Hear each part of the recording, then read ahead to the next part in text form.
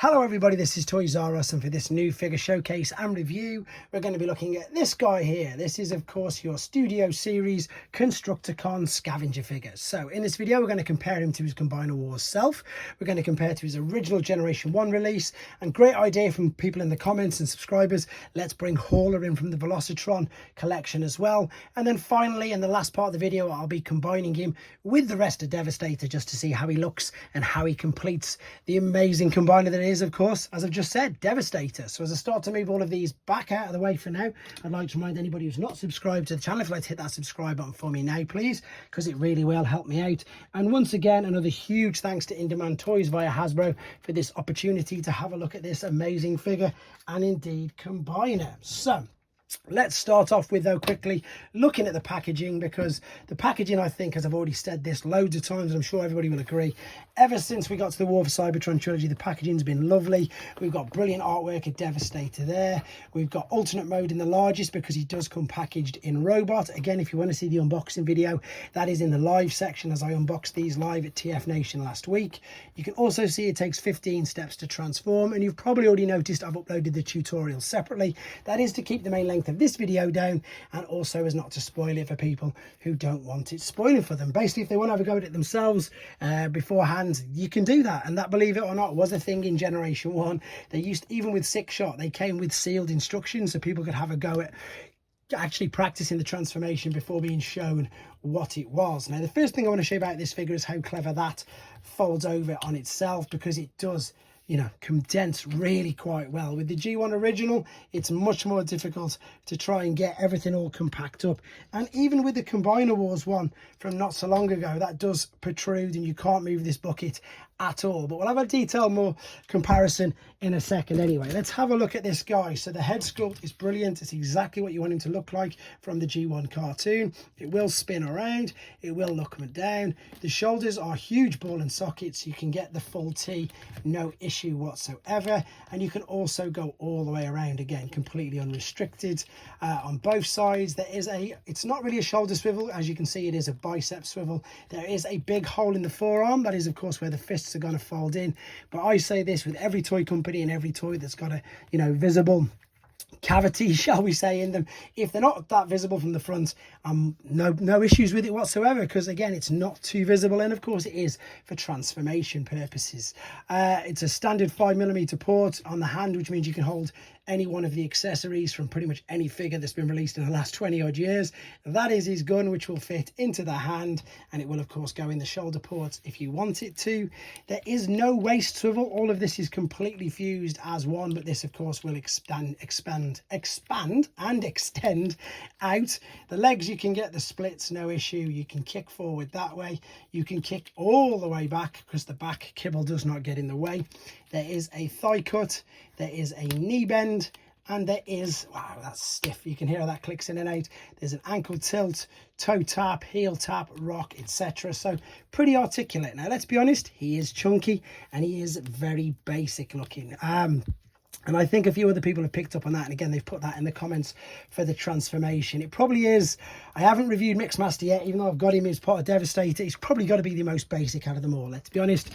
We can't argue with what's right in front of us, but he's a bit of an update compared to this. The shoulders and the arms are pretty much exactly the same.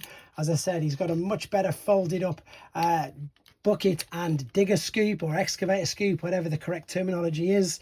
That will of course collapse in there. He is smaller, he's got better detail with the painted silver there. I also think this color scheme is slightly better. Oh, that hasn't clicked in as well than this illuminous green. Although with these, I suppose you, if you wanted to, and if you know, you could say that the Combiner Wars would be the Mexican variants of the Constructicons, because they were a very, very garish, bright green. But compared to his original self, again, the homages are all there. The detail on the chest is brilliant. Now remember guys, this is going on the animation.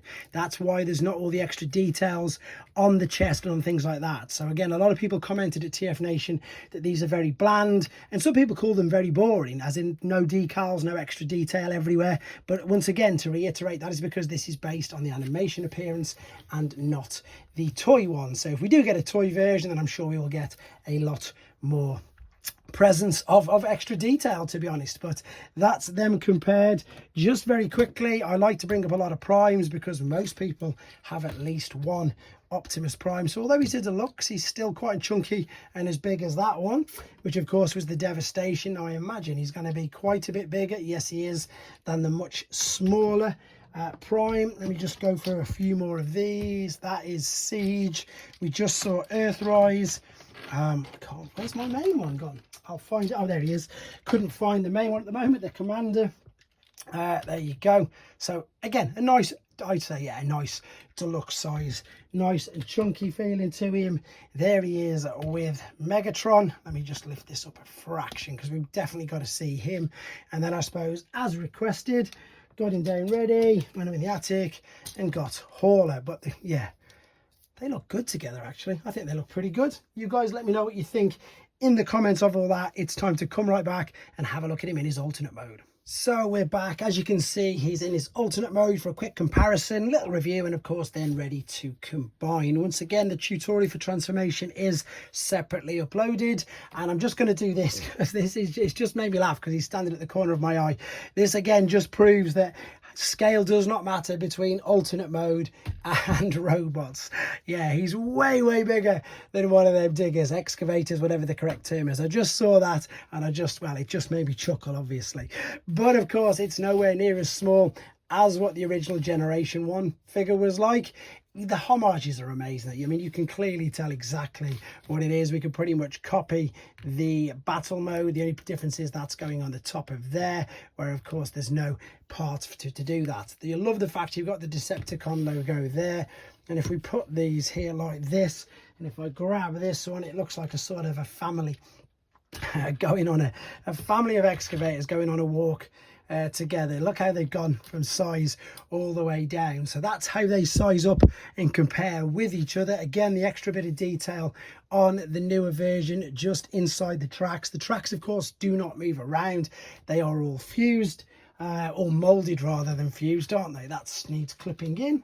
But let's have a quick look at it anyway, because again, it's basic, it's chunky, it all fits together, in my opinion, really well. Yes, you can see obviously some of the hinges at the top. I imagine that's what they put the gun on that side for, just to cover that up. Again, the details on here are very minuscule, but once again, it's to represent how he appeared in the cartoon and not the toys. So this will move out. It's got loads of articulation on it, to be fair. It's got side to side swing on that, extra hinge there, so way more than any other version mainline than we've seen of these released, obviously.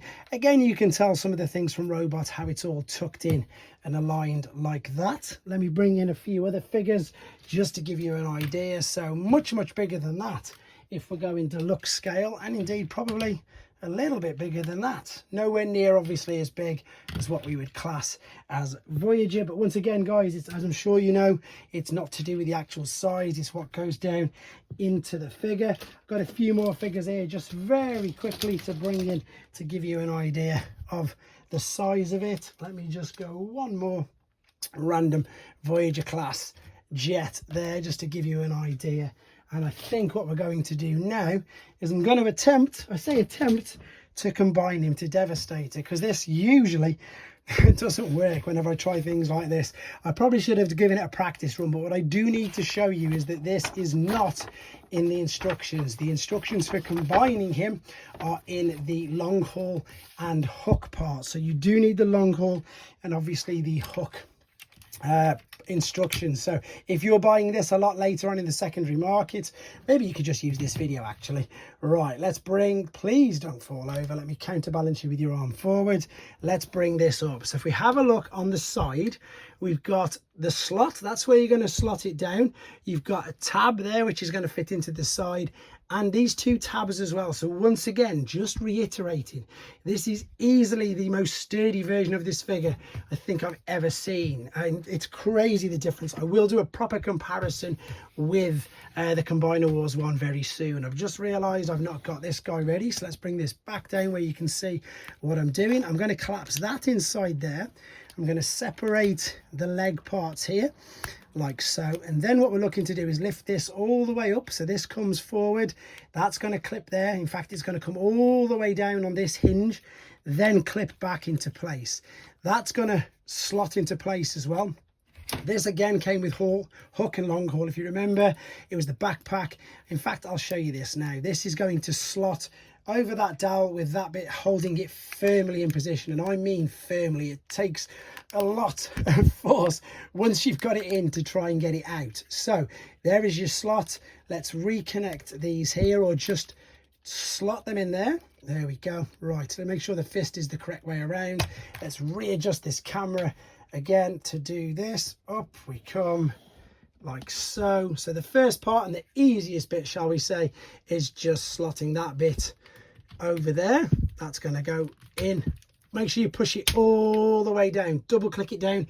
You'll know that it's all the way down. Then you can come around to the back. You can see you've got this black tab there going into the purple. Push that in, and then on this side you've got these two tabs of the shield going into the tracks. Is it lined up? I can't see. That looks like it's in to me. Yep. So once again, just to reiterate how sturdy this guy is when you connect everything to it, I'm going to give it a quick shake test for you. Look, that is me rigorously shaking it. The only thing you're going to get is the legs clicking around in them ratchets. It is an absolute spectacle to behold. It looks fantastic. The detail on it is amazing. It is exactly what you want it to be. It looks like he does in the cartoon. Yeah, he's great.